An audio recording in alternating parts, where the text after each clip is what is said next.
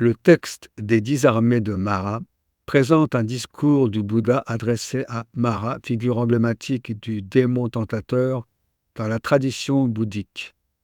À travers une série de stances poétiques, le Bouddha énumère les 10 armées de Mara, métaphore des obstacles intérieurs qui entravent le chemin vers l'éveil.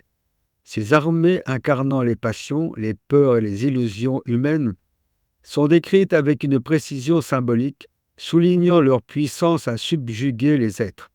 Cependant, le Bouddha proclame sa victoire inéluctable sur ces forces grâce à la sagesse et à la méditation, offrant ainsi une voie de libération pour tous. Ce passage, d'une portée à la fois spirituelle et didactique, illustre la lutte universelle contre les entraves de l'esprit et exalte la quête du nirvana comme triomphe ultime de la vérité.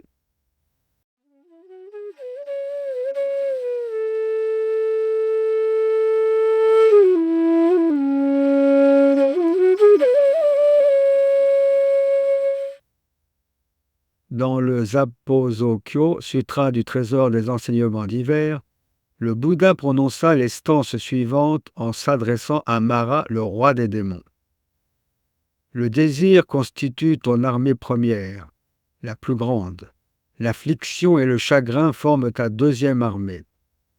La faim et la soif composent ta troisième armée. La convoitise amoureuse est ta quatrième.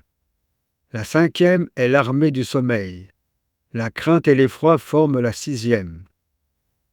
Le doute représente ta septième armée et l'intention empreinte de venin est la huitième. La neuvième armée réside dans l'avidité pour les richesses, qui engraisse l'ego, ainsi que dans la quête de la gloire futile et vaine. La dixième est l'arrogance qui pousse à se glorifier soi-même tout en méprisant autrui. Telles sont tes armées. Nul parmi les hommes du monde, ni même parmi la multitude des êtres célestes, ne peut les vaincre. Cependant, armé de la flèche de la sagesse et fortifié par la puissance de la méditation, je triompherai de toutes tes armées démoniaques avec la clarté d'une jarre d'argile qui sombre dans l'eau. En cultivant la sagesse avec détermination sans faille, je sauverai tous les êtres par ce moyen. Mes disciples, par leurs efforts et leur persévérance, méditeront constamment sur la sagesse, s'harmoniseront avec la pratique des vérités spirituelles et atteindront assurément le nirvana. Je ne cherche pas à t'exiler, mais je parviendrai là où tu ne peux accéder. En entendant ces paroles, le roi des démons fut saisi de détresse et de chagrin. Aussitôt, il s'évanouit et disparut. De même, les cohortes de ces armées démoniaques s'évanouirent à leur tour et ne reparurent plus.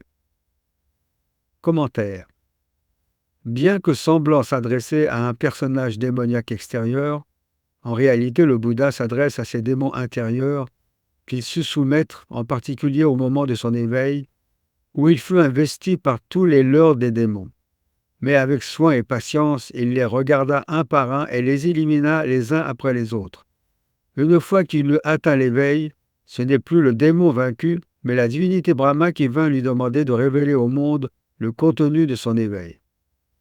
Finalement, la différence entre démon et divinité ne tient-elle pas uniquement à notre état de vie? Dans la lettre à Jonin, Nichiren Daishonin écrit « L'inclination du démon réside dans le plaisir qu'il éprouve à contrecarrer le bien et à inciter au mal. Toutefois, devant ceux qui, par une résistance vigoureuse, lui tiennent tête sans se laisser corrompre, il se trouve alors impuissant et se voit contraint de les orienter vers le bien. Pour nous, êtres ordinaires de la fin du Dharma, le meilleur moyen de nous armer contre les attaques des cohortes du démon est la récitation assidue de Nam-myoho Renge-kyo avec foi dans le Daigo Honzon.